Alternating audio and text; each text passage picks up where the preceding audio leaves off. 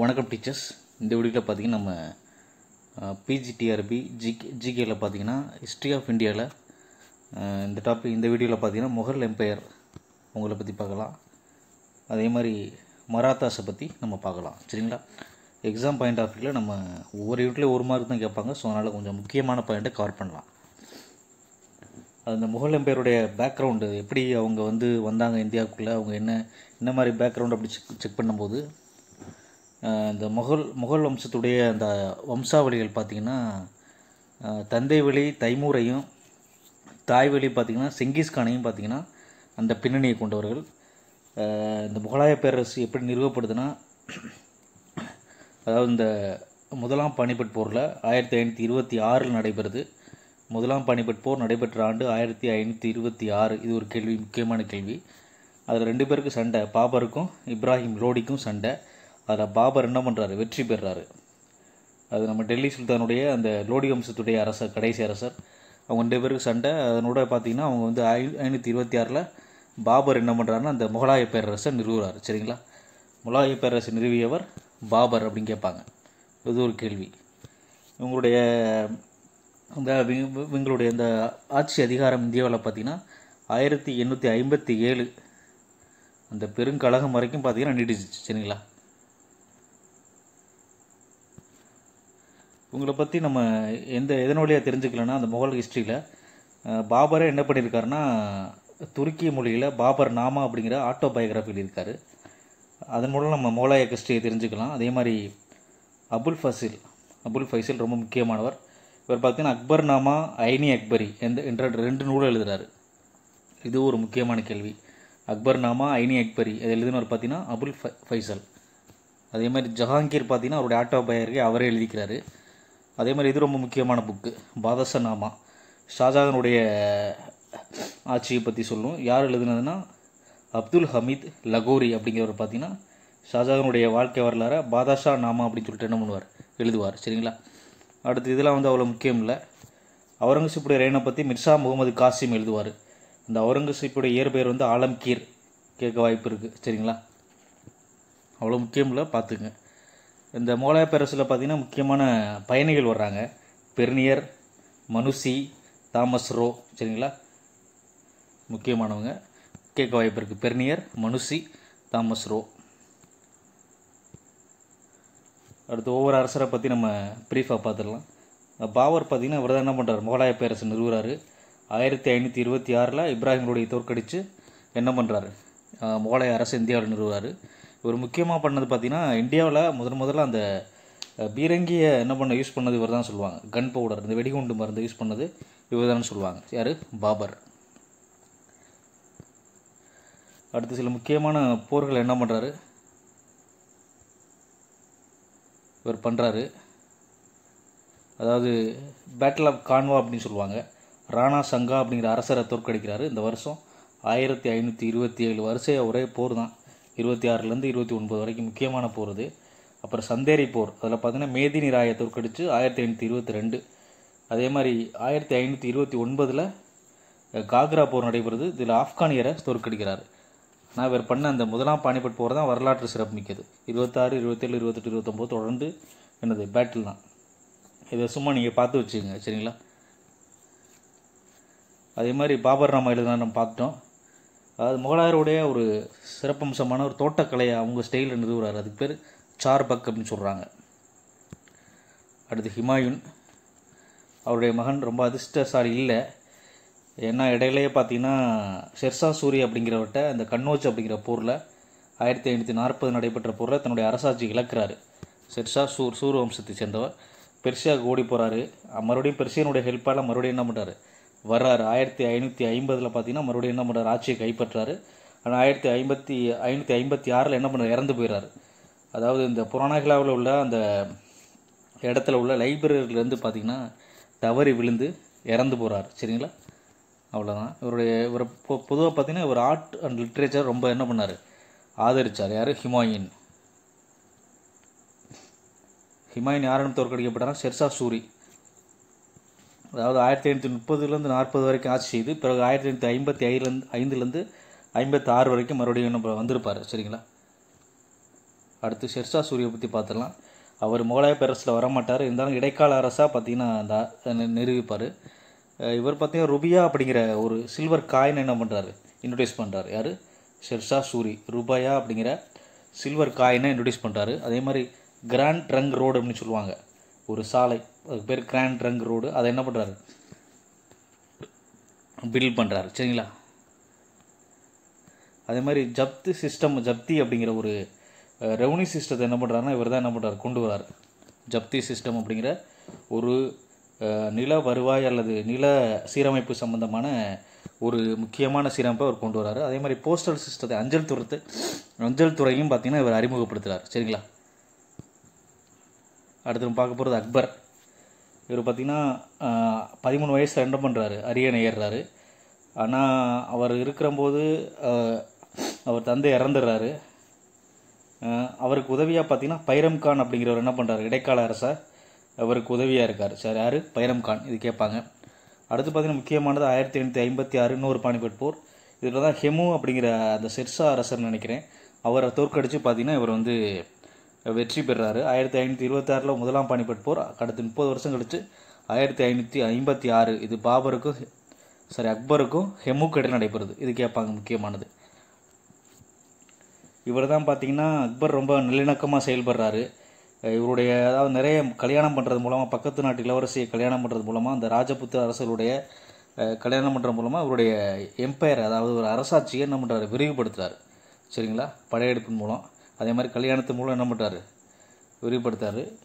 அந்த சிசியா வரி, முஸ்லீம் அல்லாத இந்துக்கள் மீது விதிக்கப்படுற வரி தான் அந்த முஸ்லீம் அல்லாத இந்துக்களின் மீது விதிக்கப்படுற வரி தான் அந்த சிசியா வரி. அதை என்ன பண்ணுறாரு, ஒழிக்கிறாரு. இது முக்கியமான கேள்வி.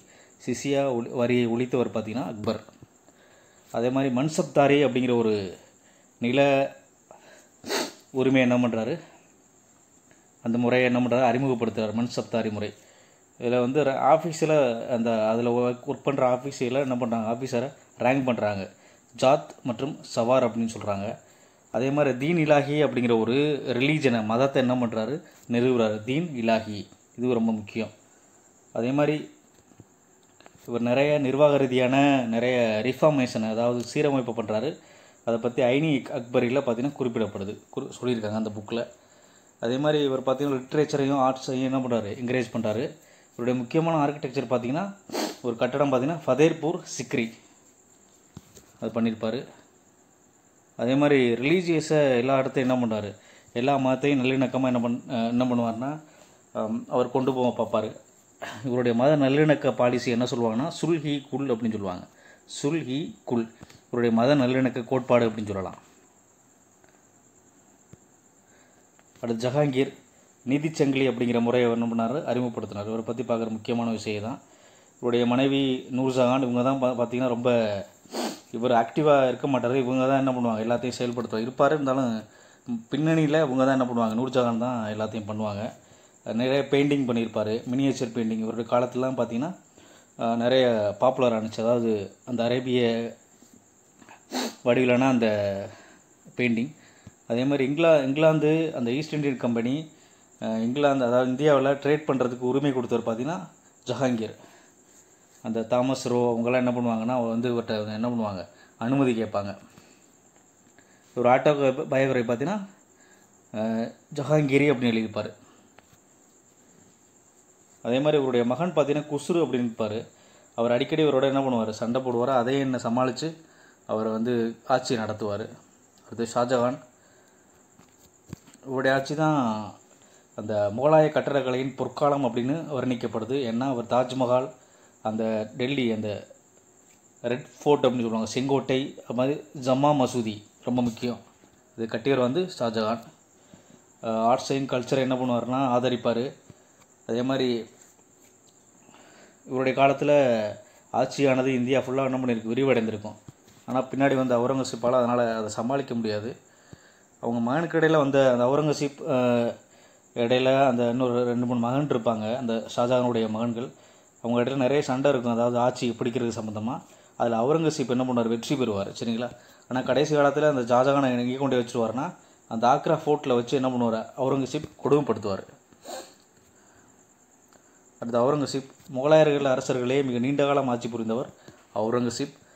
நான் அந்தளவுக்கு பண்ண மாட்டார், நிறைய எதிரிகள் இருப்பாங்க. இவருடைய பார்த்திங்கன்னா தக்கான அரசு வரைக்கும், தக்கான பகுதி வரைக்கும் என்ன பண்ணுவார், ஆட்சியை விரிவுபடுத்துவார். ஆனால் சமாளிக்க முடியாது. இவர் மறுபடியும் சிசியா வரி என்ன பண்ணுவார், இம்போஸ் பண்ணுவார், மறுபடியும் மக்களிடையே போடுவார். அக்பர் ரத்து பண்ணியிருப்பார். சிசியா வரியை மீண்டும் விதித்தவர் அப்படின்னு கேட்டால் நான் முஸ்லீம் அவங்க பார்த்தீங்கன்னா அவுரங்கசீப் தான். சரிங்களா. இவர் வந்து சன்னி இஸ்லாமிக் பாலிசி என்ன பண்ணுவார்னா, சியா அண்ட் சன்னி 2 பிரிவு இருக்காங்க. இவர் பார்த்திங்கன்னா சன்னி அப்படிங்கிற முஸ்லீம் பிரிவை ரொம்ப மக்களிடையே திணிப்பார். அதே மாதிரி அந்த சீக்கிய மதத்தை சேர்ந்த குரு தேஜ் பகதூர் அப்படிங்கிறவர் என்ன பண்ணுவார்னா, அவர் பார்த்தீங்கன்னா அடக்குமுறை செய்வார். அவர் 2 பேருக்கும் பிடிச்சிக்காது. குரு தேஜ் பகதூர் அவரை கொன்றுவார்னு நினைக்கிறேன். பின்னாடி வந்த சிவாஜி, ஜாத், சிக்ஸ், ராஜபுத்திரர்கள் பார்த்திங்கன்னா அவருக்கு எதிராக என்ன பண்ணுவாங்க, நிறைய கலகம் பண்ணுவாங்க. இவருடைய இறப்புக்கு அப்புறம் பார்த்திங்கன்னா அந்த முகலாய பேரரசு வீழ்ச்சி அடைய ஆரம்பிச்சிடும். அடுத்து கடைசியாக பார்த்திங்கன்னா பகதூர் ஷா, முதலாம் பகதூர் ஷா. இவர் பார்த்திங்கன்னா நிறைய பொலிட்டிக்கல் பிரிவினால், அதாவது மராத்தா, சிக், நவாப், பெங்கால் அவங்களோட பார்த்திங்கன்னா அவரால் என்ன பண்ண முடியாது, சமாளிக்க முடியாது. அதே மாதிரி 1739 நடைபெற்ற நாதிர் ஷாவுடைய படையெடுப்பு, அகமது ஷா அப்தாலியுடைய படையெடுப்பு 1748, மறுபடியும் 1767 வந்திருப்பார் அகமது ஷா அப்தாலி. நாதிர் ஷா அவங்க 2 பேருடைய படையெடுப்பின் காரணமாக முகலாய பேரரசு வீழ்ச்சி அடைய தொடங்கும். கடைசி காலத்தில் பார்த்திங்கன்னா கடைசி அங்கீகரிக்கப்பட்ட முகலாய அரசர் அப்படின்னு கேட்டால் பகதூர் ஷா தான், 2ஆம் பகதூர் ஷா. அவர் தான் அந்த 1857 புரட்சியின் போது என்ன பண்ணுவார், லீடர் மாதிரி அறிவிக்கப்படுவார். அதுக்கப்புறம் ரங்கூனுக்கு என்ன பண்ணுவாங்க, அவங்கள நாடு கடத்திடுவாங்க. சரிங்களா. ஒரு அட்மினிஸ்ட்ரேஷன் பொறுத்தவரை சென்ட்ரல் மையப்படுத்தப்பட்ட அரசாங்கம். அரசர் தான் எல்லாருக்கும் அப்சல்யூட் மோனார்க் அப்படின்னு சொல்லுவாங்க. அரசர் தான் எல்லாருக்கும் பெரிய ஆள் அப்படின்னு சொல்லுவாங்க. சீஃப் மினிஸ்டரை பார்த்திங்கன்னா வசீர் அப்படின்னு சொல்லுவாங்க. பக்சி, அதாவது மிலிட்ரி அந்த ரெக்யர்மெண்ட்டில் இருக்கவங்க பக்சி, மீர் பக்சி அப்படின்னு சொல்லுவாங்க. அடுத்து குவாசி உல் குவாசாத் அப்படிங்கிறவர் பார்த்திங்கன்னா சீஃப் ஜட்ஜ் அப்படி சொல்லுவாங்க. இவரோட பார்த்து வச்சுங்க. சுதீர் அப்படிங்கிறது தலைமை அந்த மதகுரு அப்படின்னு சொல்லலாம். சத்துர் உஸ் சுதீர் அப்படின்னு சொல்லுவாங்க. சரிங்களா. முகலாயர் பார்த்திங்கன்னா மன்சப்தாரி முறை என்ன பண்ணுவாங்க, அறிமுகப்படுத்தியிருப்பாங்க. இது ஒரு ரேங்க் பேஸ்டு சிஸ்டம். அதாவது ஜாத் அப்படிங்கிறவர் அந்த ரேங்கின் அடிப்படையிலையும், சவார் அப்படிங்கிறது பார்த்திங்கன்னா எத்தனை குதிரைகளை வச்சுருக்காங்க அப்படிங்கிற பொறுத்து இந்த பட்டம் கொடுக்கப்பட்டது. அதே மாதிரி சேலரியை பொறுத்தவரை ஜஹீர் அப்படிங்கிற ஒரு முறையில் என்ன பண்ணாங்க, ஒரு கணக்கு வச்சுருப்பாங்க, 3ல் ஒரு பங்கு அல்லது 20ல் ஒரு பங்குன்னு. அது நமக்கு தேவையில்லை. அந்த ஜஹீர் அப்படிங்கிற முறையில் பார்த்திங்கன்னா சேலரி கொடுப்பாங்க. இந்த மன்சப்தாரி முறையை பார்த்திங்கன்னா இம்ப்ளிமெண்ட் பண்ணது அக்பர். பின்னாடி தொடர்ந்து எல்லோரும் என்ன பண்ணுவாங்க, ஃபாலோ பண்ணுவாங்க. இந்த ரெவன்யூ சிஸ்டத்தை பொறுத்தவரை ஜப்தி சிஸ்டம் காணப்படும்.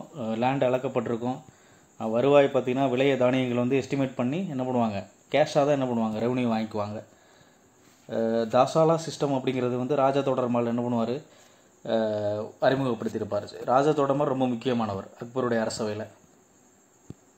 அடுத்த ஆர்கிடெக்சரை பார்த்திங்கன்னா அக்பர் தான் அந்த ஃபதேபூர் சிக்ரி, புலந்தர்வாசா, ஆக்ரா ஃபோர்ட் முதலிய அந்த இடங்களெல்லாம் என்ன பண்ணுவார், கட்டுவார். சரிங்களா, நிர்மாணிப்பார். அதே மாதிரி ஜஹாங்கீர் வந்திங்கன்னா பெயிண்டிங்கில் ரொம்ப முக்கியத்துவம் கொடுப்பார். ஷாஜகான் நம்ம ஏற்கனவே பார்த்தோம். அவுரங்கசீப் வந்து சில கன்ஸ்ட்ரக்ஷன் பண்ணியிருப்பார். அதில் முக்கியமானது பீப்கா மக்பூரா. இது அவ்வளோ முக்கியம் இல்லை. சரிங்களா. இந்த கார்டன் ஸ்டைல் ஏற்கனவே பார்த்தோம், சர்பாக் ஸ்டைல், அது முக்கியம் கிடையாது. இந்த எக்கனாமியை பொறுத்தவரை அக்ரிகல்ச்சர் முக்கியமானது. காட்டன், இண்டிகோ, சுகர் கேன் முக்கியமானது.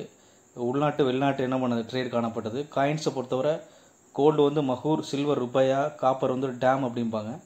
இது அவ்வளோ முக்கியத்துவம் இல்லை, நீங்கள் சும்மா பார்த்து வச்சுக்கலாம். அடுத்து முகலாய பேரரசுடைய வீழ்ச்சி பார்த்திங்கன்னா அவுரங்கசீப்புக்கு பின்னாடி வந்தவங்க ரொம்ப திறமையற்று வீக்காக இருந்தாங்க. அட்மினிஸ்ட்ரேஷன் இந்தியா ஃபுல்லாக இருந்ததுனால என்ன பின்னாடி பகுதிகளை திறமையோடு என்ன பண்ண நிர்வகிக்க முடியலை. அதே மாதிரி இடையில நிறைய, அதாவது மராத்தியருடைய எழுச்சி, ரஜபுத்திரர்கள் அவங்களுடைய எழுச்சி என்ன பண்ண முடியல, தாக்கு பிடிக்க முடியலை யாருனால, முகலாய பேரரசனால். ஃபாரின் இன்வேஷன் நடந்தது. அகமது ஷா அப்தாலி அவங்களாம் என்ன பண்ண வந்ததுனால என்ன பண்ண முடியல, இது பண்ண முடியல. அதனால் பிரிட்டிஷும் ஒரு முக்கியமான காரணம். சரிங்களா, அவங்களுடைய வீழ்ச்சிக்கு. 1857 பார்த்திங்கன்னா அந்த முகலாய பேரரசு முற்றிலும் அழிக்கப்பட்டது அப்படின்னு சொல்லலாம்.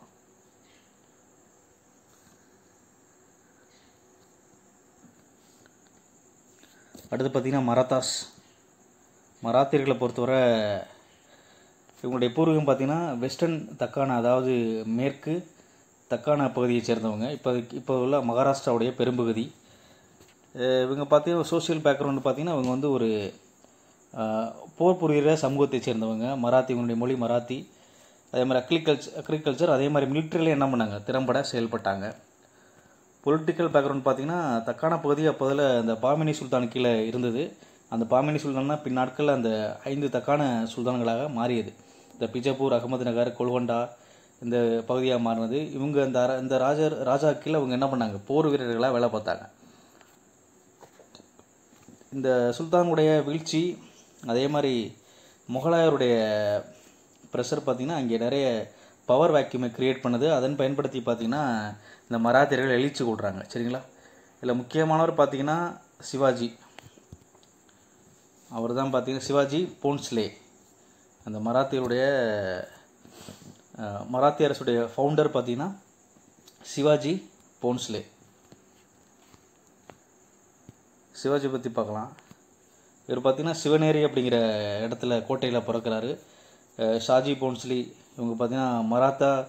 அவருடைய தந்தை பார்த்திங்கன்னா ஷாஜி போன்ஸ்லி, ஜீஜாபாய் அவருடைய தாய். இவங்க வந்து இவர் என்ன பண்ணுறாருன்னா பிஜப்பூர் அரசர்கிட்ட ஒரு மராத்திய தளபதியாக என்ன பண்ணுறாரு, போர் புரிகிறாரு. அந்த ஜீஜாபாய் பார்த்திங்கன்னா ஹிந்து கதையில் நிறைய சொல்கிறாங்க. அதனால் அவர் வந்து அதே மாதிரி நிறைய சொல்கிறாங்க. அதனால் அவர் என்ன பண்ணுறாரு, சிவாஜி அதன் மூலமாக நிறைய கதைகள் கேட்டு எழுச்சி விட்றாரு. ஸ்பிரிச்சுவல் கைடன்ஸாக பார்த்திங்கன்னா தாதாஜி கொண்டதேவ் இருக்கார். யாருக்கு, சிவாஜிக்கு. தாதாஜி கொண்டதேவுடைய அதாவது ஆன்மீக குரு அப்படின்னு கேட்டால் சிவாஜியுடைய ஆன்மீக குரு அப்படின்னு கேட்டால் தாதாஜி கொண்டதேவ். இவர் எங்கே பிறக்கிறாங்கன்னா சிவனேரி போர்ட்டில் பிறக்கிறார். சரிங்களா. அடுத்து மிலிட்ரி அச்சீவ்மெண்ட்னா அவர் பார்த்திங்கன்னா அந்த கோண்டா, தோர்னா அப்படிங்கிற கோட்டைகளை கைப்பற்றாரு. அந்த அப்சல் கான் அப்படிங்கிற பிஜப்பூர் அந்த பகுதியில் வந்து அப்சல் கான் என்ன பண்ணுறாரு, தோற்கடிக்கிறாரு. அது மாதிரி சிஸ்டா கான் அப்படிங்கிறவரே இவர் அவுரங்கசீப் அனுப்பியிருப்பார், போயிட்டு சிவாஜியை பிடிச்சிட்டு அப்படின்னு சொல்லிட்டு ஜெய்ஸ்ட கான் அப்படின்னு சொல்லுவாங்க. முகலாய தளபதி அவர். அந்த பூனேயில் வந்து இவரோட மீட் பண்ணுவார். ஆனால் அதை என்ன பண்ணுவார்னா அவர் ஒரு சண்டை போடுவார் அவரோட எதிர்த்து. அதே மாதிரி சூரத்துடைய கோட்டை, அதாவது முகலாய பேரரசுடைய அந்த சூரத் கோட்டை என்ன பண்ணுறாரு, கைப்பற்றுவார். சரிங்களா. இது ரொம்ப முக்கியமான நிகழ்வு. சூரத் கோட்டையை கைப்பற்றிய ஆண்டு பார்த்திங்கன்னா 1664. அதுக்கப்புறம் பார்த்திங்கன்னா புரந்தர் ஒப்பந்தம்னு ஒன்று சொல்லுவாங்க, அது 1665. இவருக்கும் பார்த்திங்கன்னா முகலாய அந்த கமாண்டர் ஜெய்சிங்குக்கும் பார்த்திங்கன்னா நடைபெறும். இது கேட்பாங்க அடிக்கடி. 1665 புரந்தர் ஒப்பந்தம் பார்த்துங்க. யாருக்கு, சிவாஜிக்கும் ஜெய்சிங்கும். ஜெய்சிங் பார்த்திங்கன்னா முகலாய ஒரு தளபதி அப்படின்னு சொல்லலாம். பின்னாட்கள் அவுரங்கசீப்பால் என்ன பண்ணுவார், அரெஸ்ட் பண்ணப்படுவார். ஆக்ரா கோட்டையில் வச்சுருப்பாங்க. அதுக்கப்புறம் என்ன பண்ணுவார், தப்பிச்சிடுவார். அதுக்கடுத்து முக்கியமான நிகழ்வு பார்த்திங்கன்னா இவருடைய எங்கே முடிசூட்டினாங்க அப்படின்னு கேட்பாங்க. சிவாஜிக்கு எங்கே முடிசூட்டினாங்க அப்படின்னா ராய்கர் கோட்டை 1674. இது ரொம்ப அடிக்கடி கேட்குற கொஷின் இது. அதுமாதிரி அந்த டைட்டில் சத்ரபதி அப்படிங்கிற பட்டம் சூட்டுவார். அதுக்கு அர்த்தம் அல்லது அது காஸ்திரிய குல்வந்தாஸ் அப்படின்னு சொல்கிறாங்க. காஸ்திரிய குல்வந்தாஸ் அப்படின்னு சொல்கிறாங்க. சரிங்களா. அடுத்து இவருடைய மிலிட்ரி அந்த திறமை பொறுத்தவரை கொரில்லா முறை என்ன பண்ணுவாங்க, மறைந்திருந்து தாக்குதல், அதை கானிமி காவா அப்படிங்கிறாங்க. பொதுவாக கொரில்லா அந்த தாக்குதல் முறையை பயன்படுத்துகிறவங்க பார்த்திங்கன்னா மராத்திய அரசு தான். சரிங்களா. சர்ப்ரைஸ் நின்று ஒளிஞ்சு நின்று தாக்குறது அந்த மாதிரி நிறைய பண்ணுவாங்க. 300க்கும் மேற்பட்ட கோட்டையில் காணப்பட்டது தேவையில்லை. இது ரொம்ப முக்கியம் கிடையாது. அட்மினிஸ்ட்ரேஷன் பக்கத்துக்கு இது ரொம்ப முக்கியம். அஷ்டபிரதான் அப்படிங்கிற 8 மினிஸ்டர்ஸ் அடங்கிய ஒரு அமைப்பு பார்த்திங்கன்னா அஷ்டபிரதான் என்று அழைக்கப்பட்டது. இது முக்கியமான கேள்வி. யார் அமைச்சிருந்தாங்கன்னா சிவாஜி. அஷ்டதி கஜங்கள் கிருஷ்ணதேவராயர். அஷ்டபிரதான் அப்படிங்கிறது 8 மினிஸ்டர்ஸ் சேர்ந்த ஒரு அமைப்பு.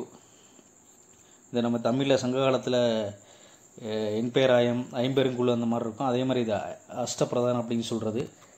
இது அமைச்சர் வந்து சிவாஜி. அது கீழே அந்த எல்லாம் காணப்படும். அதாவது பேஸ்வானா பிரைம் மினிஸ்டர் மாதிரி, அமத்தியானா ஃபினான்ஸ் மினிஸ்டர், சச்சிவ்னா செக்ரட்டரி, மந்திரினா அந்த கிரான்லிக்கர் அப்படின்னு சொல்லுவாங்க, சேனாதிபதினா கமாண்டர் இன் சீஃப் அப்படின்னு சொல்லுவாங்க. அதே மாதிரி சுமந்த் அண்ட் தபீர் அப்படிங்கிறது ஃபாரின் அஃபேர்ஸ், நியாதீஸ் அப்படிங்கிறது சீஃப் ஜஸ்டிஸ் அப்படின்னு சொல்லுவாங்க, பண்டிராவோ அப்படிங்கிறது அந்த எலக்ட்ரிக்கல் ஹெட் அப்படின்னு சொல்லுவாங்க. இது சும்மா ஒரு பார்த்து வச்சுங்க.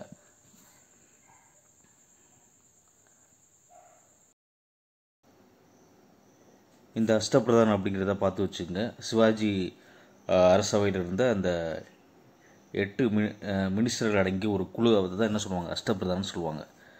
இந்த பேஷ்வானா பிரதம அமைச்சர், அமத்தியானா ஃபினான்ஸ் மினிஸ்டர், நிதியமைச்சர், சச்சிவ்னா செக்ரட்டரி, மந்திரி அப்படின்னா அப்படி சொல்கிறது வந்து கிரான்லிக்கர், அதாவது ஆவண காப்பாளர் அப்படின்னு சொல்லுவாங்க, மந்திரி.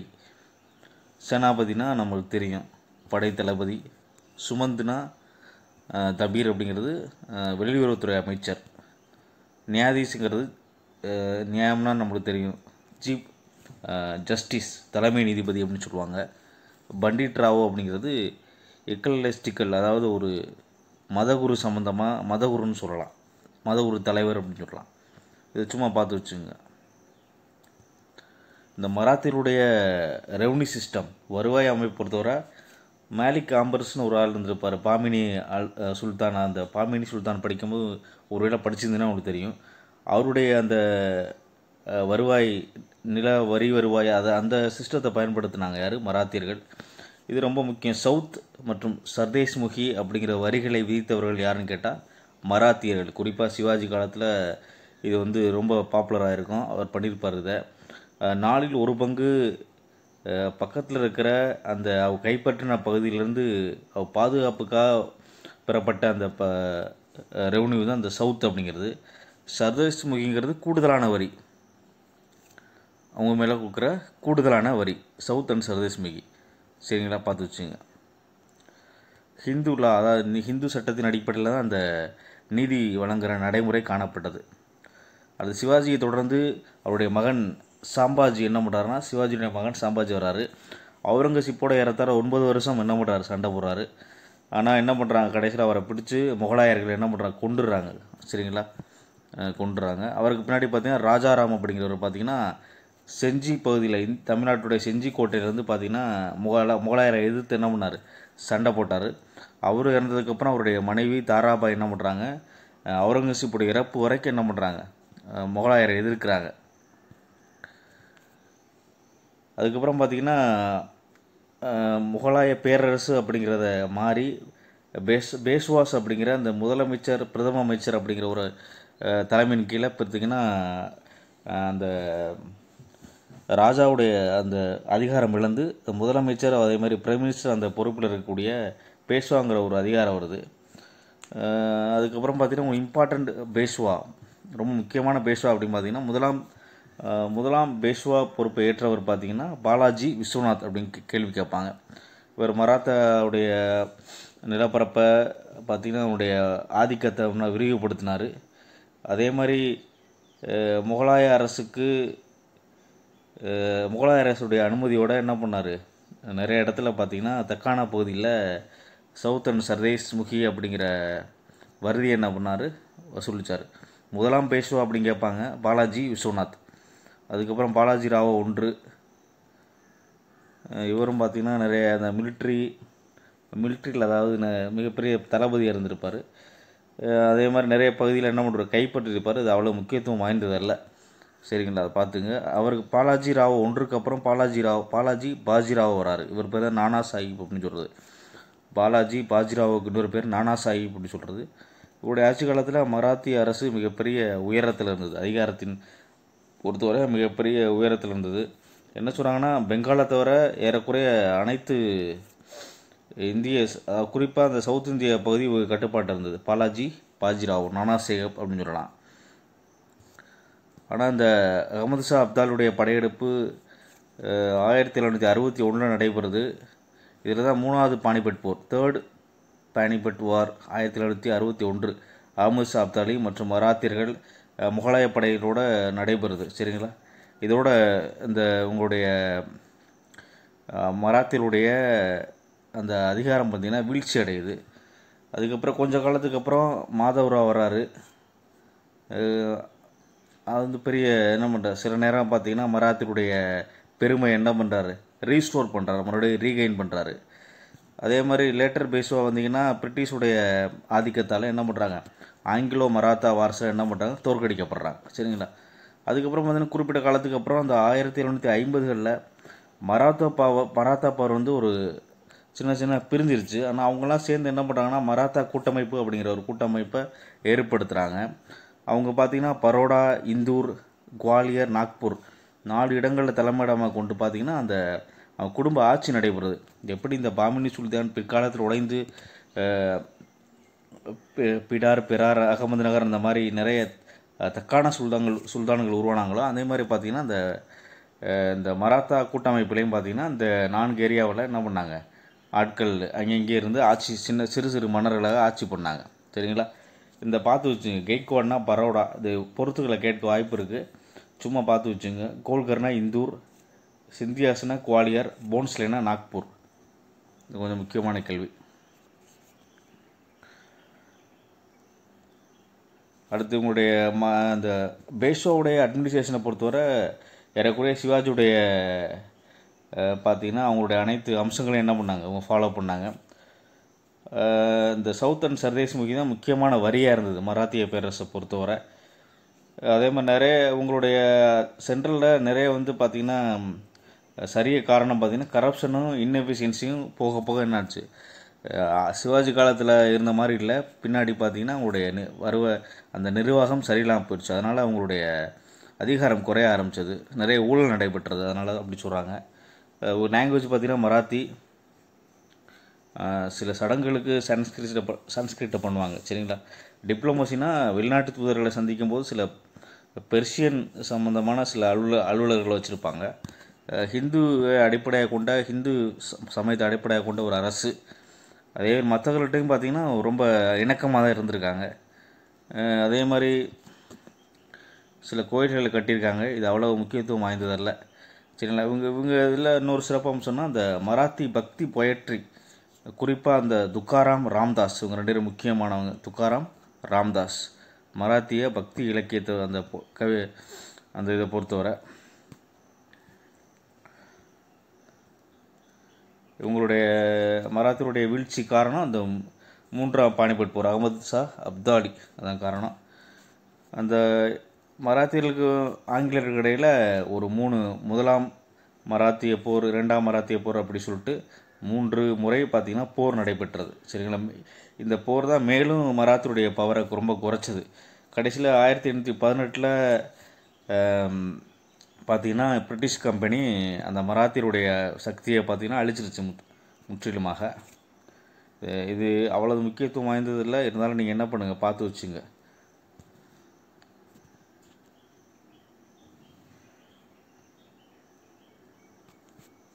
அதாவது மராத்தியர்களில் பார்த்திங்கன்னா முகலாயர்களுக்கும் பிரிட்டிஷாருக்கும் ஒரு மிகப்பெரிய பிரச்சனையாக இருந்தாங்க. இவங்க முக்கியமாக அறிமுகப்படுத்துறது கொரில்லா போர் நடைமுறை, மறைந்திருந்து தாக்குதல். இவங்க பார்த்திங்கன்னா மராத்திய கல்ச்சர், லாங்குவேஜ் என்ன பண்ணுறாங்க, இந்தியா ஃபுல்லாக பரப்புனாங்க. இந்த மாதிரி பார்த்துக்கலாம். அடுத்த வீடியோவில் நம்ம வந்து இந்த ஐரோப்பியருடைய வருகையை பற்றி பார்க்கலாம். சரிங்களா? தேங்க்ஸ் ஃபார் வாட்சிங்.